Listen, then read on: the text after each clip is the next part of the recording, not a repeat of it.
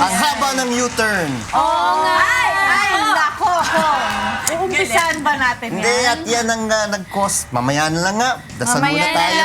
Kaysa uminit ulo nyo, magpalamig muna, di ba? Ang ating verse of the day ay Exodo 23:22. Datapwat kung didinggin mong lubos ang kanyang tinig at gagawin mo ang lahat ng aking sinasalita, ay magiging kaaway nga ako ng iyong mga kaaway, kaalit ng iyong mga kaalit.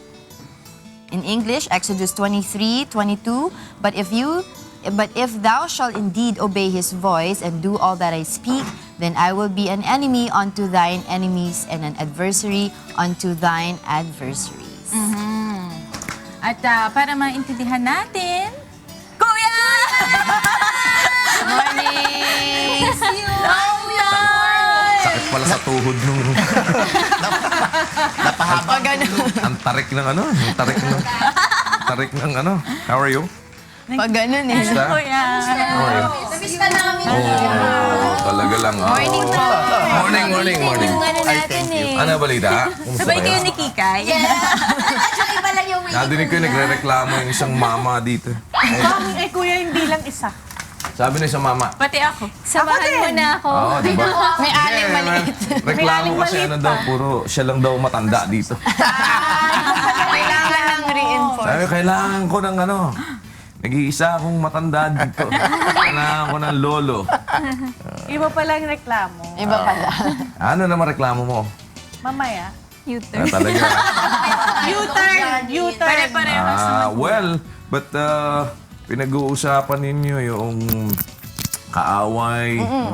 Pagka ating sinunod verse mo of kasi the day. yung gusto ng Diyos, yung kumbaga parang ano siya, parang kaibigan ka niya or na ang kaaway mo, Kaaway kaaway din niya. niya. Pagka sumusunod ka sa kanya. Pero siyempre may mga malalalim na bagay dyan. Isang point ngayon, alam mo, nakikita ko lalo na dito sa larangan ng politika or in any other siguro field, no? Daming mga di nawawala yung mga inggitero. To pull you down. Di ba, no? Monica? Yes, Kuya. Yun nga yung problema at saka parang gusto kong malaman, no? Paano ba yung tamang paraan para i-address yung mga ganong klaseng tao? Kasi meron talaga mga taong yung tinatawag ang crab mentality, yung walang gagawin kundi i-pull down ka. Pero lalo alam mo, na- mahiya sila sa crab, ah. Mali yung notion. Mali ba yun, Actually, Kuya? mali yung notion na naghahatakan sila pababa. Mali yun. Yung sinasabi nila crab mentality, pagmasdan mo yung crabs, hindi naman nila hinahatak isa't isa pababa eh. Actually, pagka di ba makita mo, nagpa-pile up silang ganyan sa balde. Later on, may makakalabas na sa kanila. Correct. Hindi nila hinahatak. Actually, papatong-patong pala nga sila. sila para makalabas sila. Nagtutulungan pa nga sila. They're not actually pulling down each other. Kaya nga, yung mga taong ganun na makaakyat lang sila, di baling yung iba masira. May ganun eh. Di ba parang gusto nila, sila nandun sa taas, sisiraan nila yung iba. Nainggit siya dun sa isa, instead na magsikap siya sa buhay, ang gagawin niya, gagawa siya na, di ba? Mangiintriga siya.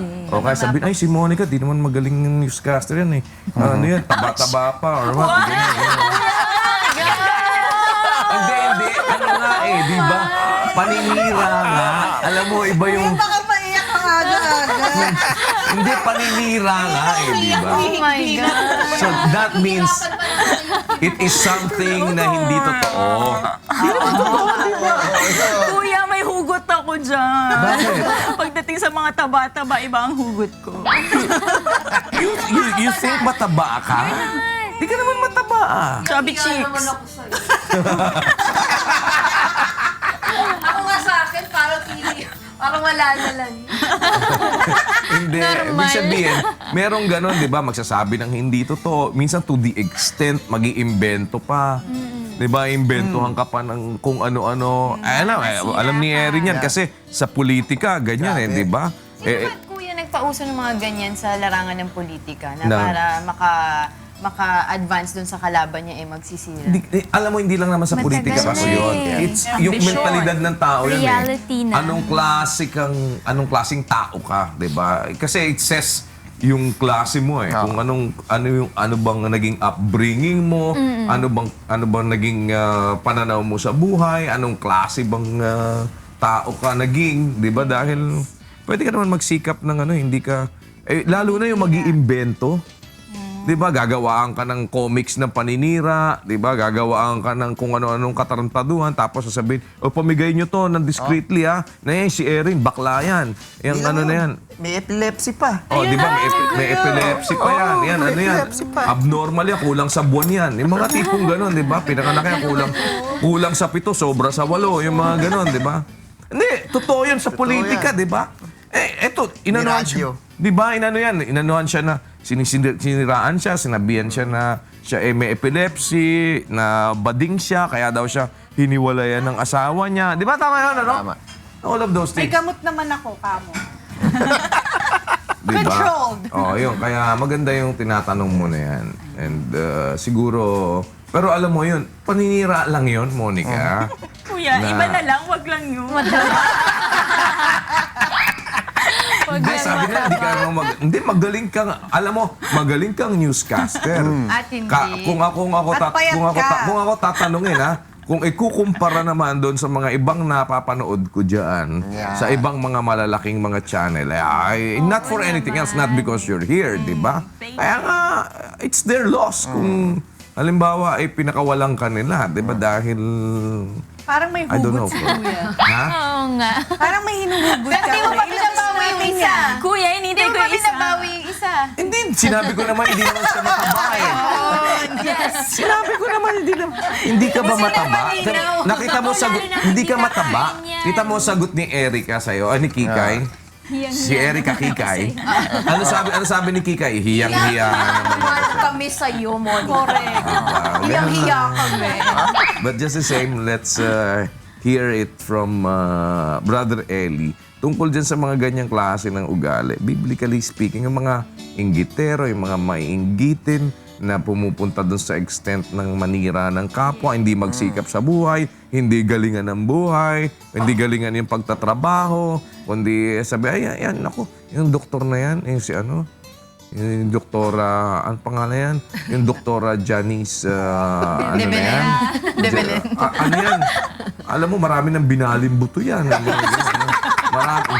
Alam mo, dami nga niya nilagari, di nabalik eh, mga ganun, mga tipong ganun. Diba yung...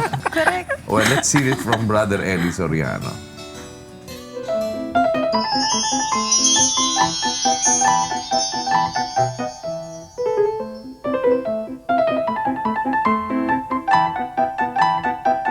Hindi po natin sila dapat labanan, kapatid.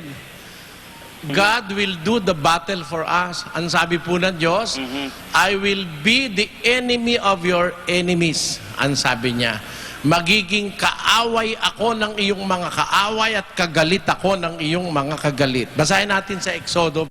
Datapwat kung didinggin mong lubos ang kanyang tinig at gagawin mo ang lahat ng aking sinasalita, ay magiging kaaway nga ako ng iyong mga kaaway, kaalit ng iyong mga kaalit.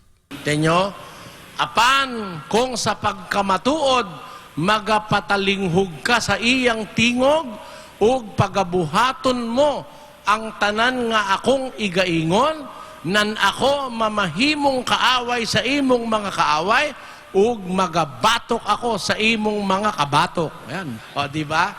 But if thou shall indeed obey his voice and do all that I speak, then I will be an enemy unto thine enemies and an adversary unto thine adversaries. Yan po ang sinasabi.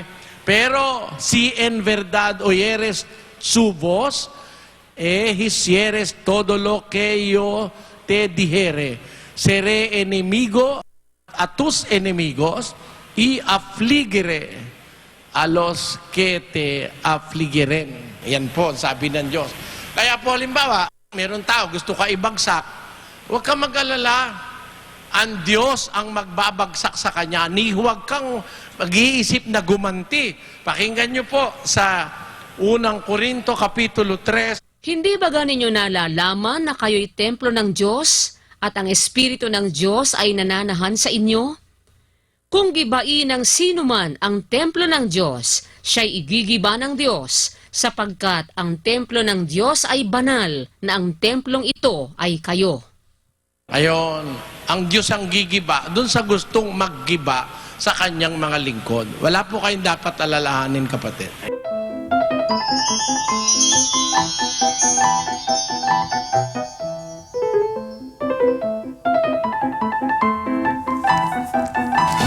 Yan. So, mas maganda, panoodin nyo din si Brother Eli para yung mga tanong na ganyan, pati sa radyo meron yung 10 to 11, yung mga payo ng Biblia. It's all about life na yung iba't ibang mga anggulo ng buhay, iba't ibang mga problema, love life, yung mga problema sa asawa, problema sa anak, problema sa... So, nadidiscuss yun doon. But ang basis, yung mga payo coming from the Bible.